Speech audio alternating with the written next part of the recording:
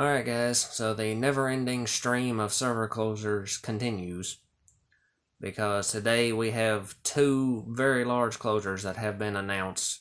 Both these were announced a while ago, actually, but I haven't had a chance to talk about them yet, and both of them are still relevant, so I figured I'd just combine them into one video and cover them now. So, first of all, Microsoft has announced that they are closing the Xbox 360 marketplace.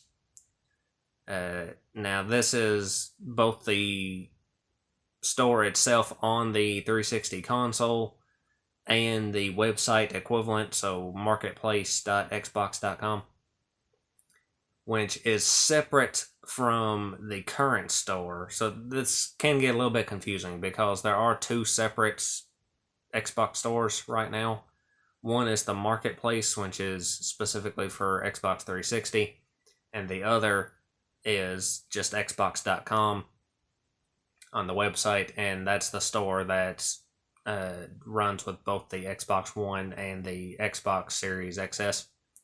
So the xbox.com is the current one, and the Xbox marketplace is the old one and the one that they are shutting down. Now, specifically, this store is closing on July 29th, 2024. So, you got, about 8 months or so left on this. So, you do have plenty of time to get in any last purchases that you would want to make. Now, one thing to note that is good about this, it's not a total loss, because any games or DLC or what have you that is available on the Xbox Store, the new site, or the new console store, anything you purchase on there can still be downloaded to an Xbox 360. You just have to go into your purchase history and find it and then download it to your console. So that means that all of the original Xbox and Xbox 360 backwards compatible titles that are available on the new store will still be purchasable after the store closes, and you can still play them on your 360 hardware. So if you specifically want them on that console, you will still have them accessible even after this date next year. So that is good. However, that does only apply to the backwards compatible titles, which makes up only a small proportion of the Xbox 360's total library. So that means there is a large amount of stuff that we are going to lose permanent access to. Unfortunately, we've already lost access to quite a bit, because over the years there's been quite a few delistings on the Xbox 360 marketplace. Some things I've gone on there and been looking for and realized they're already gone. I've actually got a demo for Risk Factions, which is a game that has been delisted, and the demo came pre-installed on my 360, and I actually can't get the full game because it's not available anymore, which sucks because it's actually a pretty fun game and I would have considered purchasing it, but not now. So we're not losing access to everything, but we are losing access to a lot. Now, I don't have a comprehensive list of everything in front of me that is going to become inaccessible after this, but just a few things off the top of my head that did come to mind. Dust and Elysian Tale. That's a very popular title on 360 arcade that never got added to the backwards compatible list. So it's not on the new store, and we will be losing it after that date. So that's one. Both of the dishwasher games are also titles in that category, so those will be gone. The DLC for the original versions of the first two Metro games. Now, of course, those ended up getting Redux versions on Xbox One. So the Redux versions will be available, but if you have the original versions on 360 and you want the DLC for them, then you'll have to get those before then. There's a ton more stuff besides that. That's a few things that jump to my mind.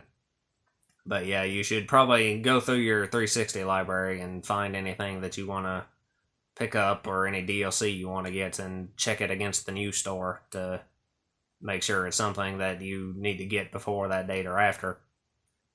Which, one thing to note here also, that some games that are available on the new Xbox Store, they are technically different versions from the ones that are available on the 360 Marketplace. One example of this is Bastion. So if you specifically want one of those games like that, if you specifically want the 360 version of it, you do need to get it off the Marketplace before it closes.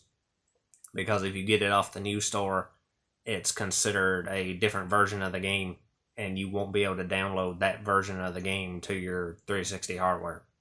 So if you're in that specific situation, then, make sure you kind of double check the list and make sure you're getting the right thing. So that was the first one announced. Now, this was the second one announced, but it's actually coming to an end sooner. Nintendo has announced that they are closing the Nintendo Network for the 3DS and the Wii U. Now, this is, of course, following up on the closures of the eShops for the 3DS and the Wii U, which just happened earlier this year, actually. So, this is shutting down all of the online functions and the Spot Pass functions for all 3DS and Wii U games. Now, Nintendo hasn't given an exact date for this one yet. They've only said early April 2024. So, to play it safe, I'd assume April 1st. But they are closing out the Nintendo Network, so you're not going to be able to play the online modes of any of those games anymore. Now, one thing that's kind of funny to me is that Mario Kart 8 and Splatoon, both of which on the Wii U, both those games, their online modes have actually been down for months out of this year.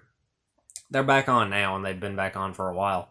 But for a good chunk of this year, I think at least, I don't have the dates in front of me. I think it was at least 4 or 5 months, probably. The online modes for those games did not function at all. They had to take the servers down for emergency maintenance, because they found a really dangerous glitch, actually, that allowed people to hack into the games and actually get control of people's consoles remotely. So they shut the servers down for those games long enough to fix it, and it took them a really long time to fix it, probably because it wasn't high priority. And a lot of people assumed that they just weren't coming back because they were down for so long, which of course they did end up coming back. And then not long after they came back, they announced that they're cutting all of the online off for the entire consoles anyway. So, it's kind of amazing that they even bothered bringing those back up if they knew that they were going to be cutting the whole shebang off pretty soon anyway. So, I guess we should give Nintendo credit for not just, ending those servers with no notice. But yeah, so we're losing the online modes for a lot of games. So this doesn't involve purchases or anything. But of course, in some games, there is some content that is only available online or using online features or what have you.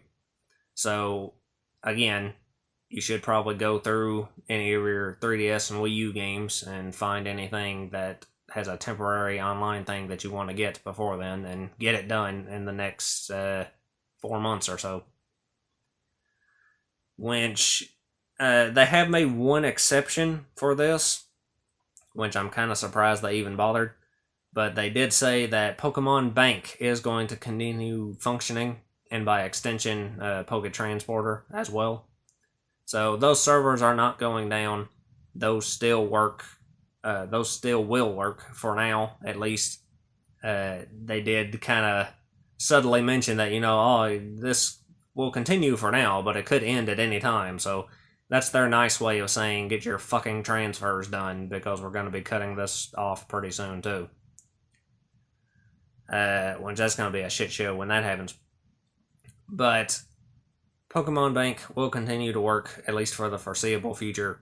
I do highly recommend that you go ahead and get any transfers done that you want to between Gens 5, 6, and 7, and then I guess to home if you're one of the morons who are dealing with the Gen 8 Onward games.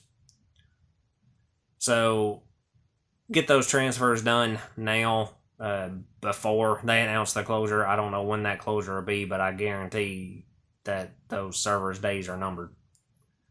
So I'd recommend prioritizing that as much as possible. I have a few of those to get done myself. But beyond that, again, this isn't a comprehensive list, but just a few things off the top of my mind that I know have an online component that you should probably take advantage of while you still can. First of all, of course, for me, a big one is the Gen 6 and 7 Pokemon games. You won't be able to battle or trade online anymore. So if you want to work out any last-minute trade deals with people to get some eventers or something that you missed over the years, then you might want to be doing that. Beyond that, Fire Emblem Awakening has a lot of Spot Pass content that is actually pretty beefy. It's got several additional maps. It's got a lot of legacy characters that you can unlock and have them as playable. It's got a bunch of items. It's got a lot of stuff. So if you have that game sitting in your backlog somewhere, I'd fire it up at least enough to check in on Spot Pass and get all that stuff downloaded. On the Wii U side, Pokken Tournament has those collectible titles that you can unlock, which kind of basically functions like a trophy or an achievement system for the game. Several of those do require the online mode. A certain number of fights and certain number of wins and things like that are limited to the online mode. So if you care about getting all the Pokken titles, then a few of those need to be unlocked using those servers. So you need to get those in. Super Mario Maker, all the online levels for it, the user created levels for it, you can still download those. You can't upload new ones anymore, but the ones people already created are still downloadable. So if you want to snag some of the better user created levels, you need to get those as well before those servers close. And then, of course, one of the big ones is Splatoon, since a large proportion of the game is the online mode. So as much of that as you can get in before those close, if you want to do that. That's one of the things I've been doing. Actually, I've been playing Splatoon on my Wii U recently. So, yeah.